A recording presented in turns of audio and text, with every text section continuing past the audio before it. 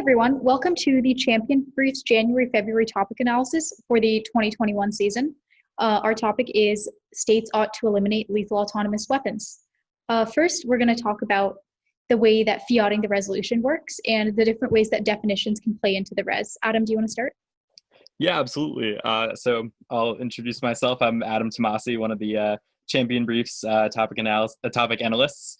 And in terms of understanding the resolution as a complicated multi-actor fiat experiment, it shouldn't be too difficult to have robust debates that imagine that all the states of the world come together and agree on the treaty that is being debated by UN delegates to preemptively ban lethal autonomous weapons systems. And that'll get into a solvency debate as well about states that refuse to comply, because the US, Russia, China, even states like South Korea, Australia, and Israel are vocal opponents of a ban. So supposing you fiat they agree to a ban and then they don't follow it, like what are the implications for rearmament or for the affirmative simply failing? And whether the affirmative can get around that by saying, well, I fiat that they will always comply, now and forever. Whether the affirmative can do that is a theoretical debate in itself. But an idea that I had in mind was that for a non-utilitarian affirmative, they could say that having the norm in place is necessary, even if it's not followed, because it creates a moral code. It creates a social sanction. So it's good to have the Geneva Conventions, even if states violate them. Like, it wouldn't make sense to say, well, states don't follow it all the time, which means that we shouldn't have established them in the first place, because it at least creates a foundation by which we can be critical of states' behavior in the future. Same with a ban treaty. Yeah, I agree. I think that on the vein of affirmatives defending that a ban as a general principle is good, I think that there is both critical, both identity-based and philosophical critiques or positions that you can take. For example, this past weekend at the College Prep Invitational, the Straight Jesuit Invitational, and the Blake School Tournament, there were affirmatives that took the stance that as a general principle, war-making practices are sexist or hypermasculine, and that laws are an example of that, and therefore they ought to be banned. Or that laws disproportionately target racial minorities, or there's not enough women of color in the development of laws, and those are reasons that the weapon systems themselves are unethical. And these affirmatives often garnered rhetorical or position-based offense, such that they didn't necessarily need to win that a ban was 100% successful, because their argument was feminist epistemology or fem discourse or equality discourse is important, and even a 10% reduction in inequality is a reason that you should affirm. So I think that along those lines, there are definitely affirmatives that are going to be super successful.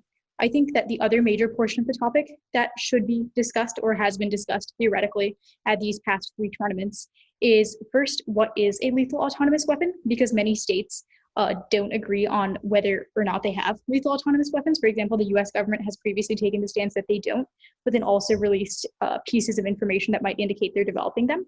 And similarly, what a ban would look like. For example, does a ban mean we don't develop anymore? Or does it mean that states can no longer sell stuff that they have already developed? Does it mean that private sector companies, for example, could drive innovation? So I think that those are all very good topicality and theory arguments that should be written.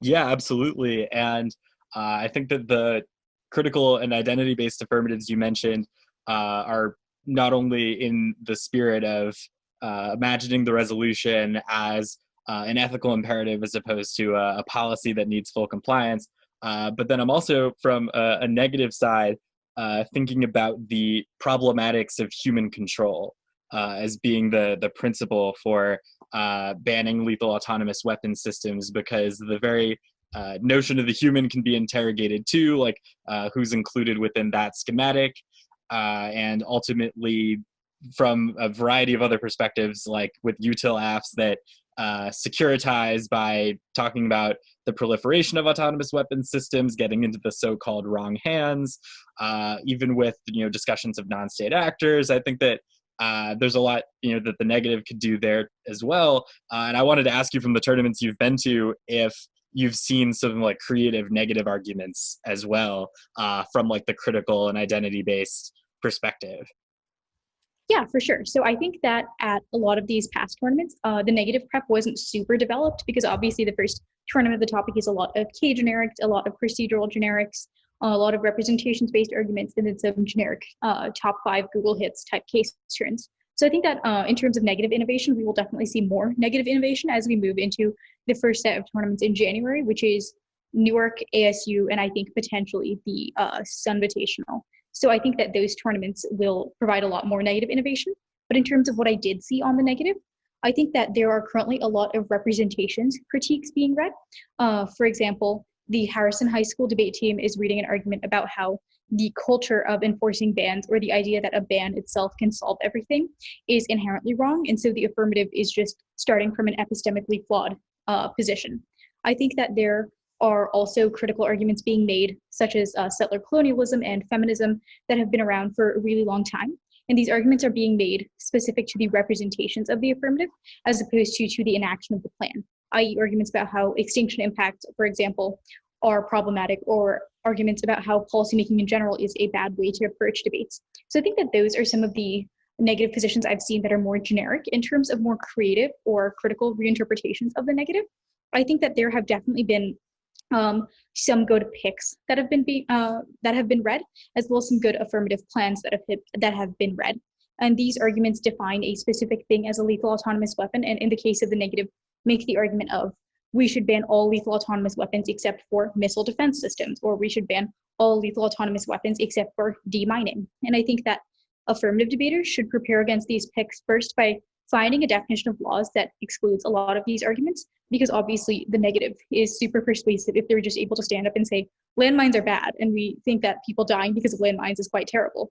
That's quite a hard thing for the affirmative to refute, especially if the affirmative is a bit more critical or equality oriented. I think that those picks are real shredders against those affirmatives.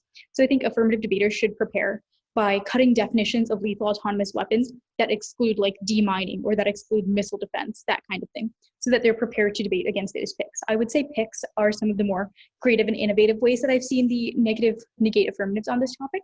And then I think the other thing that's going to be big, that's not necessarily super innovative, but is just more true on this topic, is topicality. I think the negative is going to have a lot of ground to just interpret that affirmatives ought to do certain things. I think even like spec shells, which are usually seen as a bit silly and frivolous, are going to be more persuasive than usual on this topic.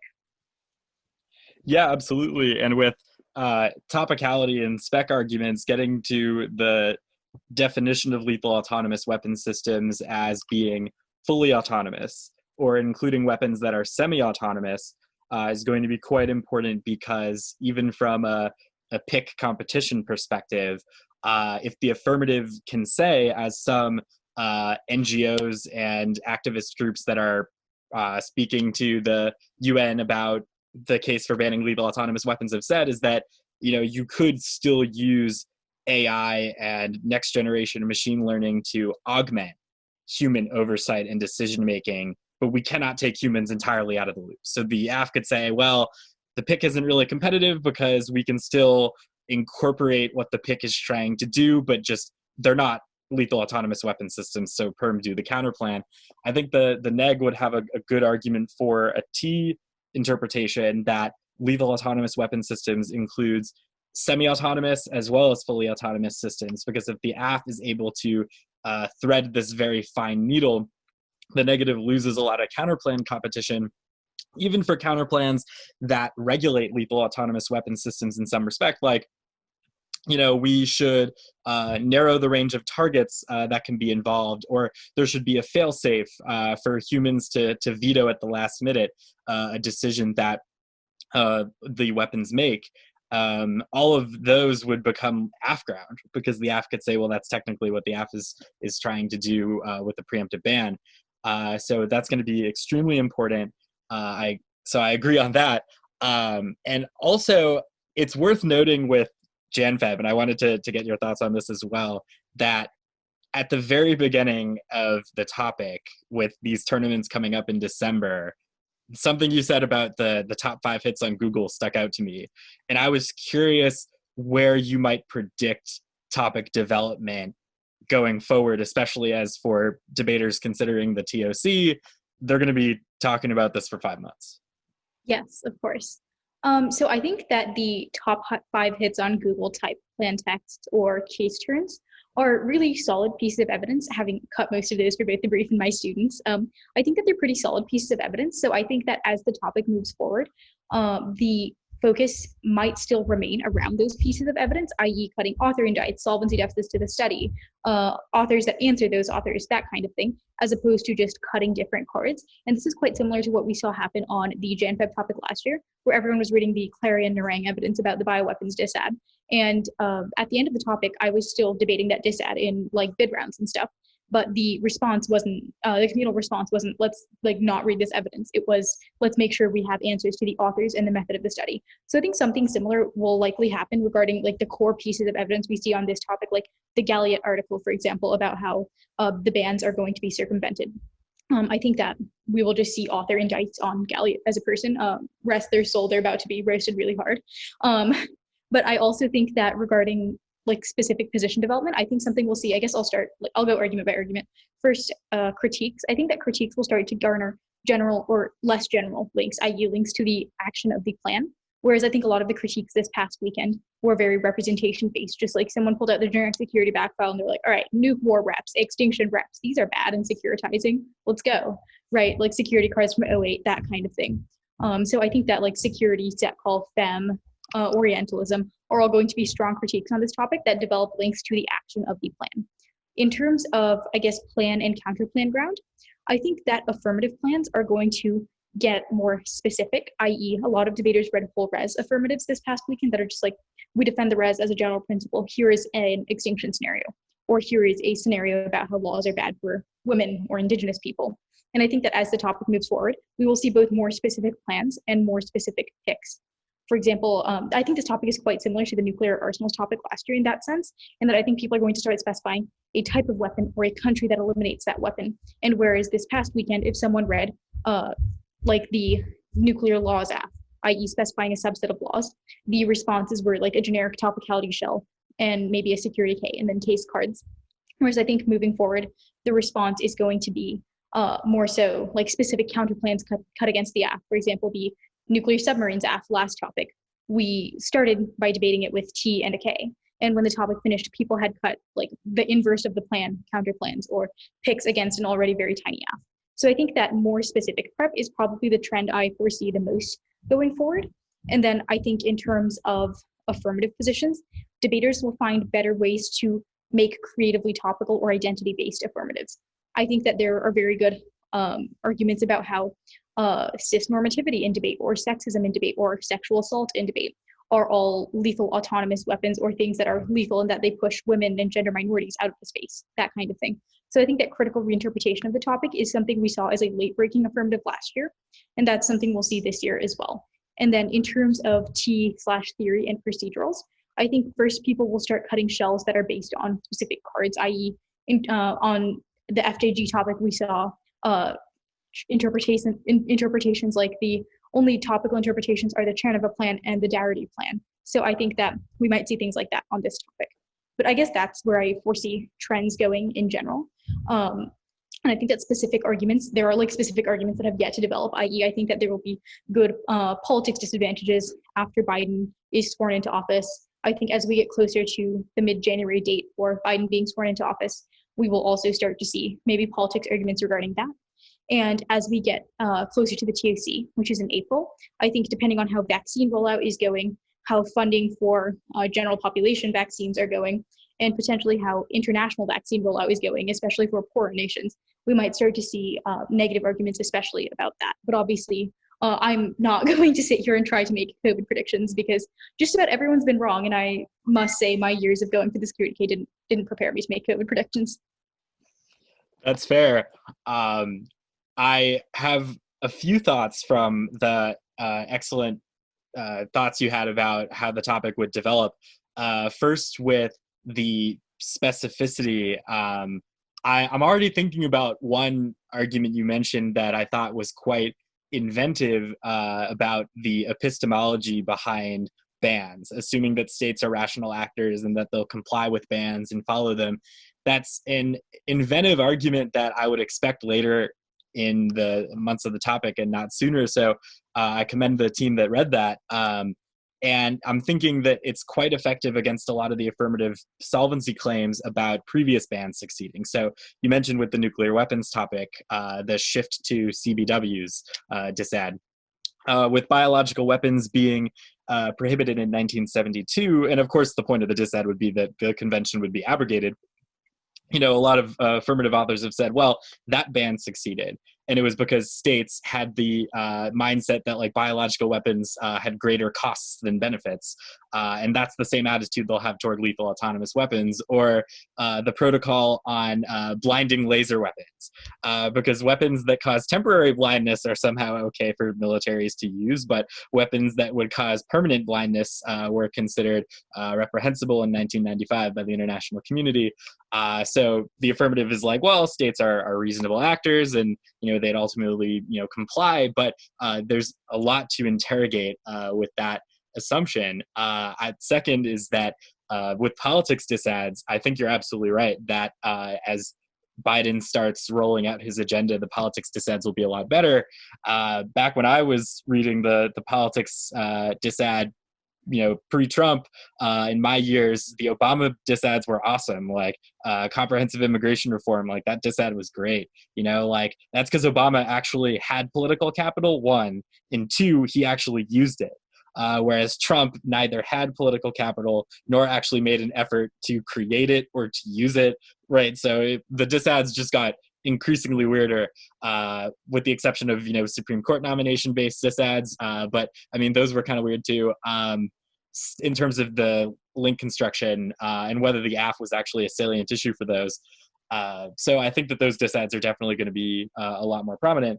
And thirdly, I'd note that to your point about teams getting more specific as they go through the topic, I would recommend to the debaters listening that they also try to refine their generics and their stock arguments as they get later in the topic, because there are still core issues that are going to remain.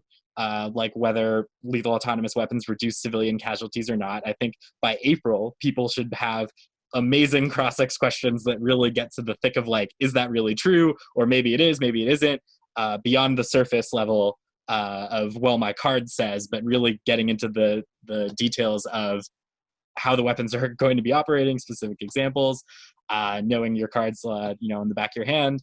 And also stock arguments are stock for a reason. Certainly reasons that can be critiqued and interrogated, but also for the reasons that they're so prominent in the literature that you're going to have the most cards. So I know that debaters like to choose the things that are the least predictable, to get the element of surprise later on in the season. But I think there's really something to be said for debaters who like have stuck to one AF of any kind throughout the whole topic, and obviously can still like read new stuff if they want, but that their AF is, or even an egg position is just so solid that even if every team knows what's going to happen, they're not necessarily going to win because they know. Yeah, I agree with that. And I think that there were teams that did that at the TAC. I think the year before last. So the last year that we had normal TAC in the before times. If debaters are listening that are looking for ways that this can happen, I would recommend looking at David Edwards from Charlotte Catholics Wiki regarding ways that he specifically took one affirmative. He read the Saudi Arabia affirmative. It was on the military aid to authoritarian regimes topic. And he just read the Saudi AF throughout the entire topic, and he adapted it to every single round he had, both on his Jan-Feb debates and on his TOC debates. So I think that that is something that debaters can look to if they are looking for a resource or a way to adapt positions to just last them throughout the whole topic. I also think that Harvard Westlake pretty consistently reads one or two affirmatives. So those are places I would recommend debaters go if they are looking for such resources. And I think that both teams I just mentioned open source as well. I'm thinking about more similarities between the nuclear weapons topic and this topic, but are there any differences in your mind about how these topics are operating, either from the substance of the topic itself or how LD has changed in its relationship and attitude toward the topics? Yeah, for sure. I guess I'll first start with the obvious thing, which is that we are now in COVID society. So I think that one thing that will change a bit is that debates will be much less spread your opponent out and much more just substantive clash on a few issues. i.e., a lot of debates that I've judged, debaters have spoken at about 70% of their speed, which I really appreciate because it's hard to hear debaters through 4 or 5 layers of devices and audio and the NSDA campus call. So I think that that is something that will change just in terms of the way debaters engage in argumentation. But beyond that, I guess just like substantive differences between the two topics, I think that the major difference in terms of the actual topic literature is that debaters knew what nuclear arsenals were and countries admitted to having them. Whereas with lethal autonomous weapons, there are many countries that are using them that are not admitting to having them. And there are authors and independent scientists who are saying this is a lethal autonomous weapon, whereas the United States is saying, no, this is just a drone that we coded 5 months ago and now we've set it free. So I think that there are definitely arguments to be made about what is and isn't a law, which was much less a concern on the nuclear arsenals topic. There is, of course, T plurals or cannot spec or debate the whole res, different variations of that interpretation. But the question was never like nuclear submarines are not nuclear weapons. The question was always, this should not be the only thing you are allowed to debate. Whereas on this topic, I think that there are cases to be made for a lot of different things being and not being not nuclear weapons, lethal autonomous weapons. And I think that that is something that's different between the two topics substantively. In terms of debate or Lincoln Douglas debate having evolved, I don't think that there is a ton of shift in terms of the meta of Lincoln Douglas, in that a lot of the teams that were strong last year, i.e. Harvard Westlake, Greenhill, Strake Jesuit, Harrison, just like that general spread of teams is still generally strong this year. And I think as such, they have very salient styles of argumentation.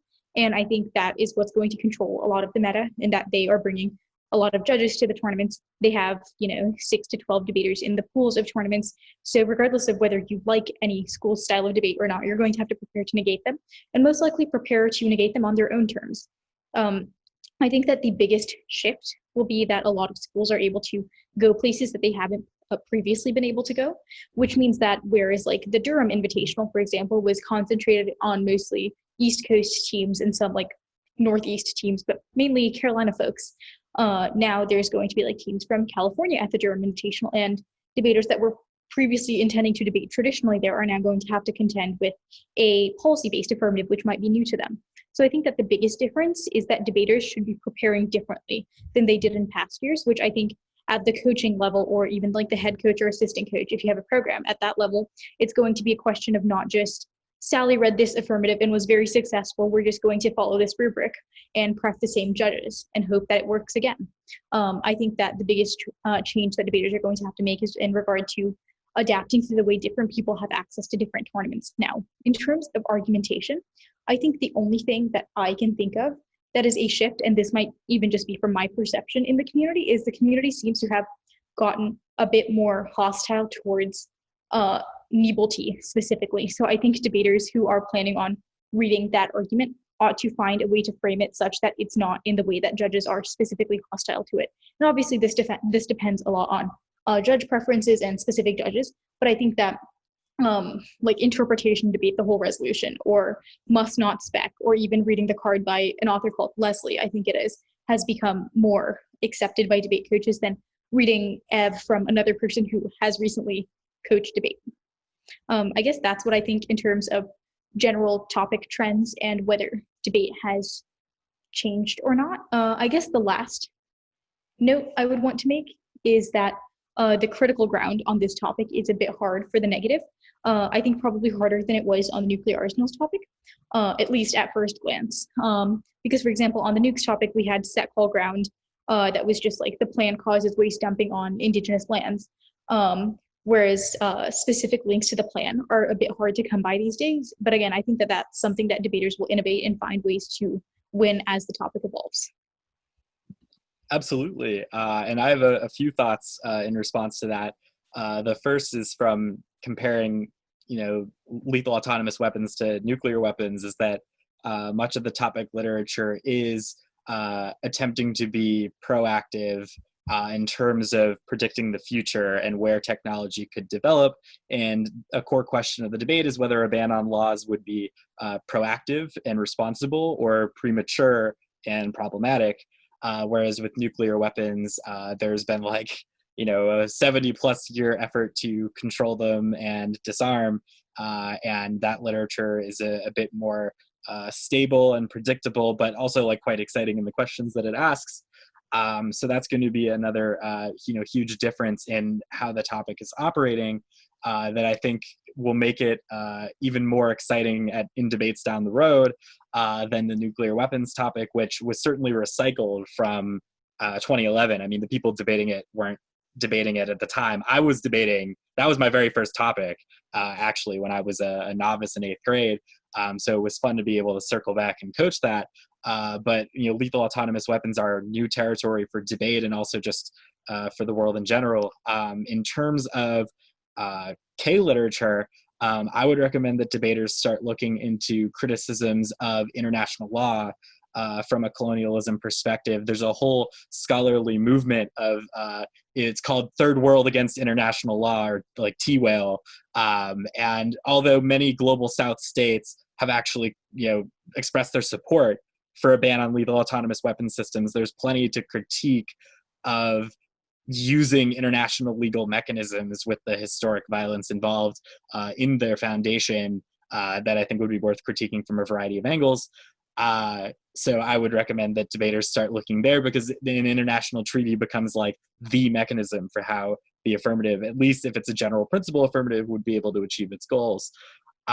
Lastly is just to clarify for our listeners here, if Nebel-T is a new concept for them, it comes from the thoughts of Jake Nebel, who wrote an article about generic bare plurals as an important grammatical constraint, that if the resolution says states ought to ban lethal autonomous weapons, that it means states in general. It does not mean just 2 states. It definitely doesn't mean one state.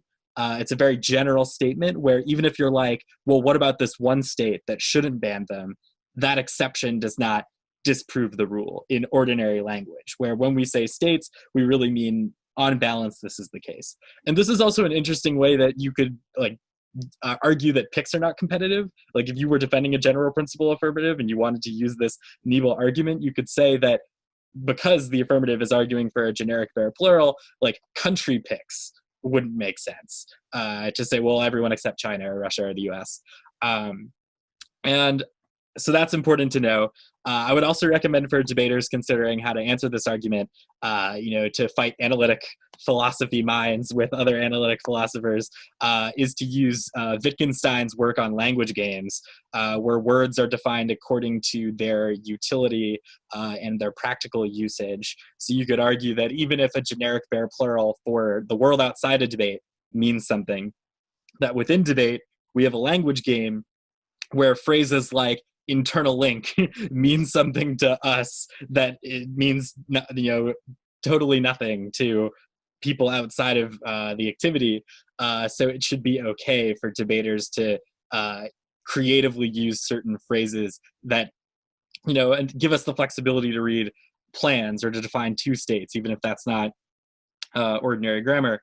I also wanted to ask you back to the performance-based affirmatives that think about autonomous weapons systems as they operate within debate. I was also wondering if you could share how debaters have been arguing for their counterinterpretation, because there may be listeners that wonder, well, the resolution does say states ought to, and I'm not foreclosing these affirmatives either, but that becomes like the meta question of T framework. So I was just curious if you could let the listeners know like kind of what the affirmative angle is on that.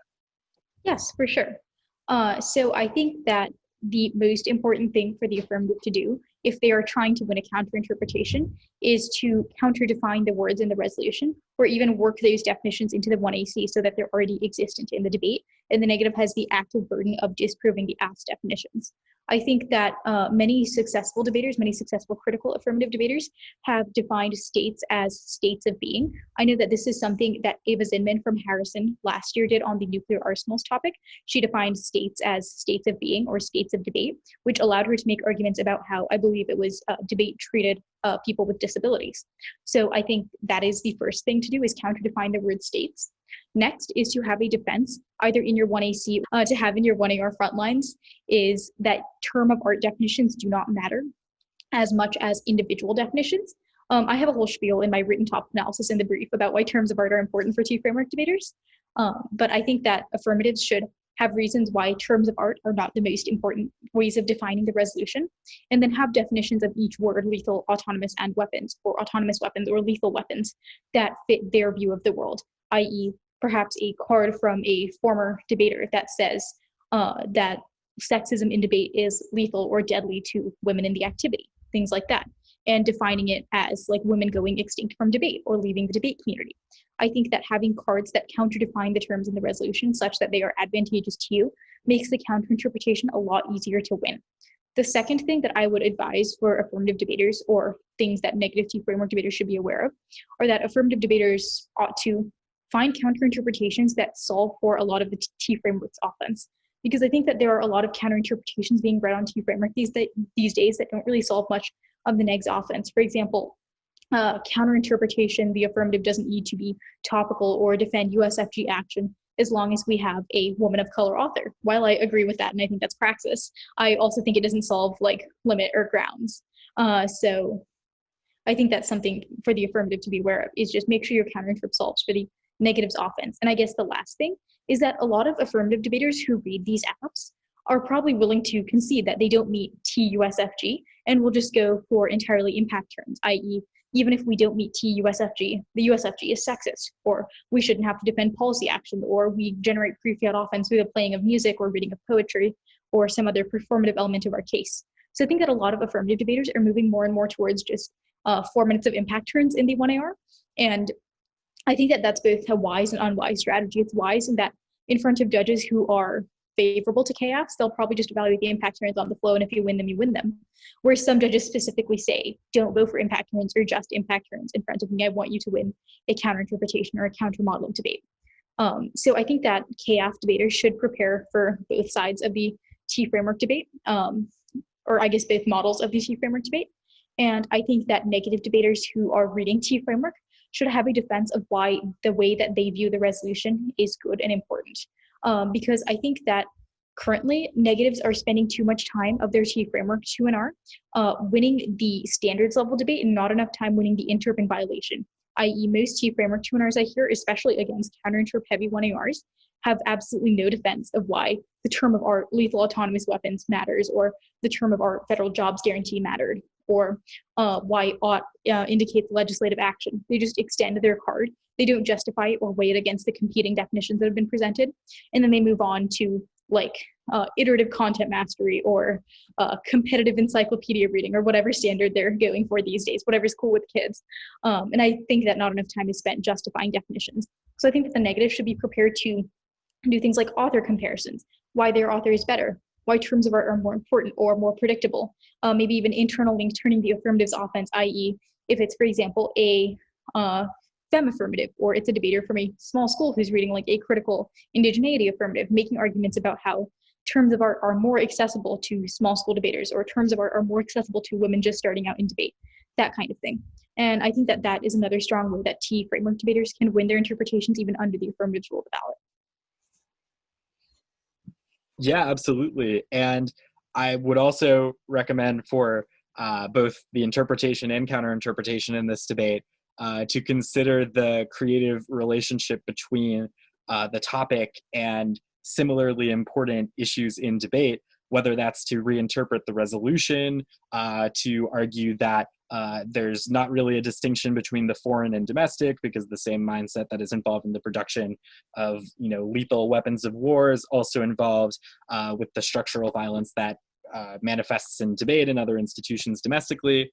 I think that the negative, if they're going to argue that the affirmative needs to defend the resolution, has to have a reflection on why it is that this topic is especially important at like not even like an everyday life level, though that's certainly an important bar, but why it's important for us to have discussions about in this forum, because it's easy to say, well, it's the term of art and it's the term of art we got, so you better debate it. But rather than even defending, the topic engagement in a vacuum, I think, getting deeper into like, okay, this topic is intellectually interesting, but there's a critique of topical debate of like, oh, well, we can just like throw around these topics that just seem intellectually amusing to us, but there are like underlying issues that need to be brought to the foreground within the activity itself.